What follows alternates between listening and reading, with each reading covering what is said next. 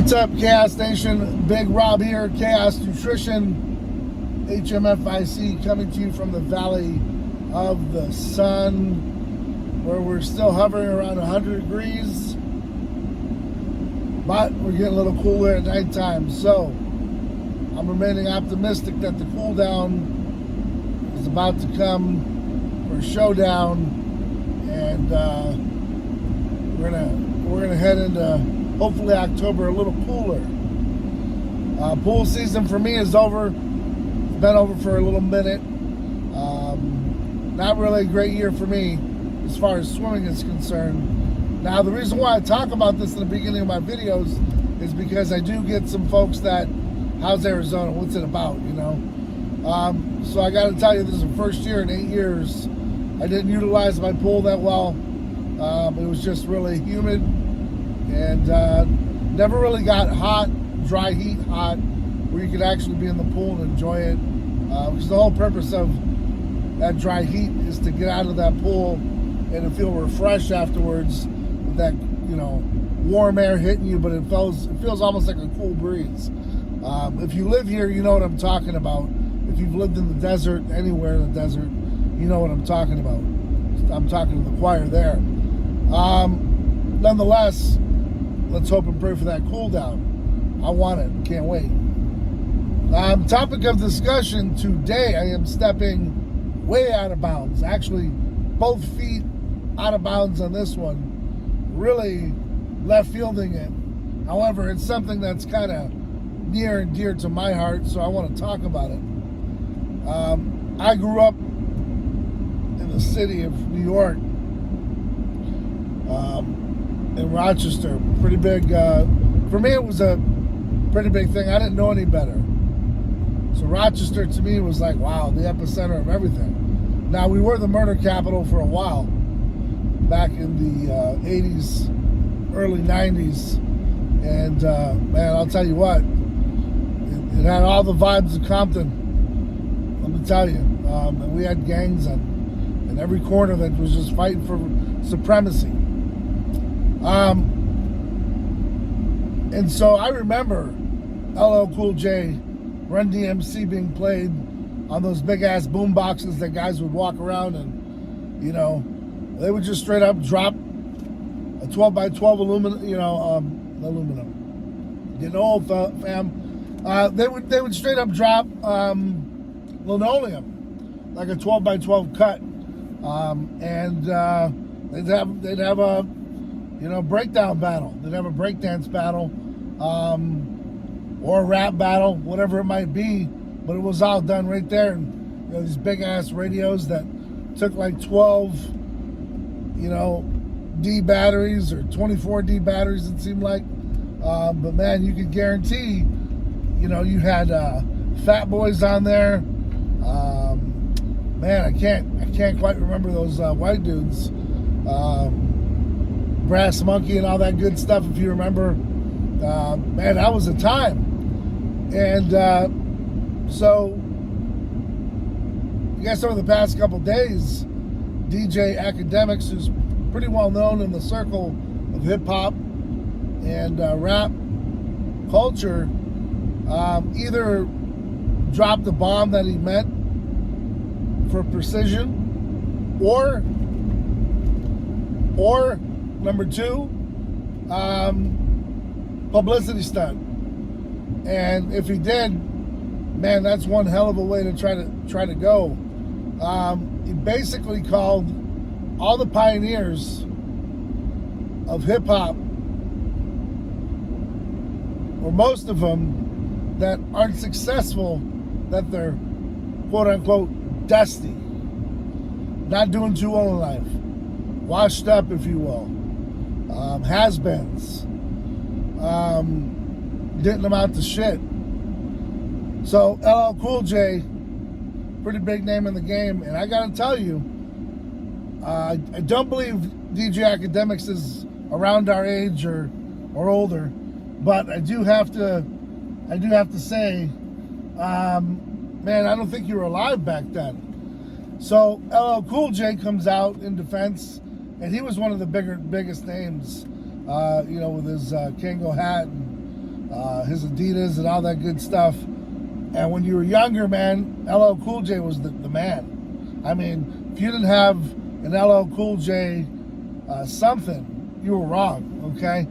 So LL Cool J comes out, makes a video, and you know, he really didn't say anything super disrespectful. He just kind of, you know, tongue lashed DJ Akademiks and put him in his place and basically said, hey man, if it wasn't for these guys that contributed to hip hop, none of them would be where they are, including DJ Akademiks. You probably would have a platform to talk on. Things were so uncharted back then, they didn't even want this type of music to be aired.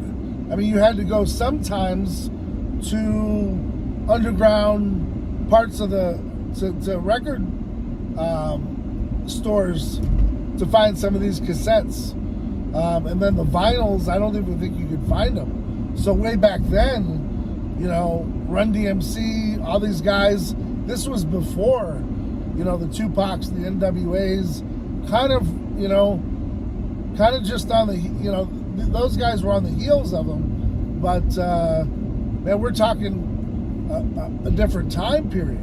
So to go back and disrespect an entire generation of people, let me tell you, what happens is not everybody chases paper the way that everybody else does. Because I will tell you, there was a time period in life in which I saw it, I was a part of it. Hell, hockey players that played in the AHL, which is a step down from the NHL. They were working 9-to-5 jobs on top of, you know, having to go and play, let's say, a Friday night in front of, you know, a crowd of 15,000 people and make a paycheck. You may be called up to the NHL and you still had a job stocking shelves at the local, you know, supermarket. So I got to imagine some of these, you know, hip hop artists, while they're in the studio making records, they weren't making the kind of money that they're making these days. And so I'm assuming, you know, some had, you know, jobs in factories. You know, besides an LL Cool J who probably, you know, broke in and had some endorsements and all that kind of stuff. Previous to that, I don't think there was much of that out there, because I know for a fact, you know, when I was playing semi-pro ball and arena football and such, I still worked, you know, still worked at UPS and worked at other places because you needed to. You couldn't rely upon, you know, those week game checks back then. There just wasn't a crowd to pay for it. And so to call an entire, you know, an entire group of people dusty, like washed up, man, if that was a publicity stunt, man, I mean, there's people that haven't been on the internet that are coming out and they want to have an interview. They want a piece of you. And, you know, I just hope it doesn't get violent. I hope it doesn't get out of control. But these people are definitely pissed off and irritated. So you got what you wished for. You definitely rattled the cage. You know, these people are, you know, they're about my age or older. And, you know, some are just living their life through other means and ways. They didn't think they'd get rich off of hip hop. You know, kind of like when you get into the supplement game, into the fitness game. You really don't think about getting rich off of supplements. You know, most of us have our own money from other sources. And so, you know, if it does make money, great. If it doesn't, that's fine too. But I'm assuming it's the same way with these guys. There was just a bunch of them that were like, hey, we're making music. We don't know where this is going to go. And a lot of times as a pioneer, you aren't the ones that reap the benefits. So I'm with LL Cool J that some of these other hats that made a ton of money, you know, reach down and pull some of these other folks up and let them know that they're appreciated. This is a great time to take out the time to see and check on those pioneers who, without them, you know, hip hop wouldn't be here. And see if they need something. You know what I mean? The last thing you'd want to do is see someone in hip hop as a pioneer be homeless, man. So, hey, maybe we could change it and turn it into a positive, and probably look out for, you know, those that are less fortunate than an LL. You know, maybe there's some proceeds that they can pick up on, or if their music is still being played, they can get some royalties. So maybe DJ Akademiks opened the door. Let's look at it from another perspective. Maybe opened up another avenue, another window for them to, you know, claim some benefits on the music that they created. Who knows? I don't know. I don't know how all that works.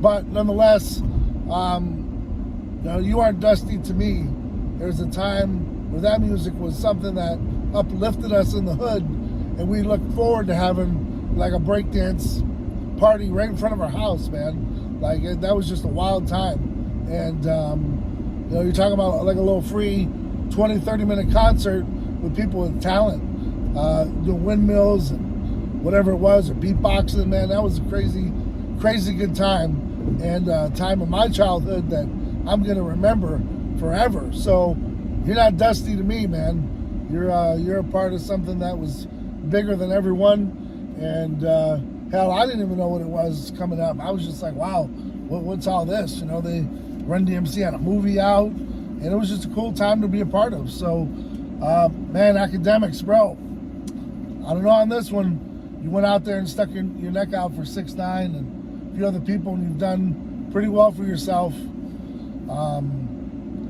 If it wasn't a publicity stunt, even if it was, I think somewhere along the line you're gonna have to toe that line, my friend, and issue an apology, because there's some good people that, like I said, paved the way, that didn't expect to get rich, aren't rich, and probably could use the helping hand. So if you got a few bucks, maybe it's a good time to distribute it and, you know, help those in need, man, because there might be a few of them. So on that note, guys, enjoy your weekend. Have a great time. Stay safe. Got some errands to run. Got the gym to hit. And then I've got some work afterwards to get to. So, again, hope you're out there doing whatever the fuck it takes to be successful. And remember, if you're applying that one thing to your life, am I doing whatever it takes? I'm going to tell you something. At the end of the day, you will be successful. There's no other way around it. So, on that note, guys, until next time, I'm out.